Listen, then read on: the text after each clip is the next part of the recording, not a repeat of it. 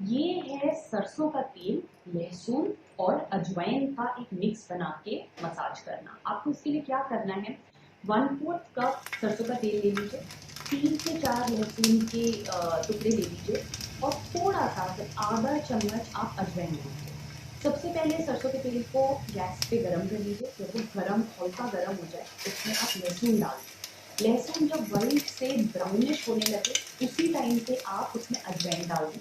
याद रखिए लहसुन या अजवाइन काला नहीं पड़ना चाहिए, आपको उसे ब्राउन कलर करना है।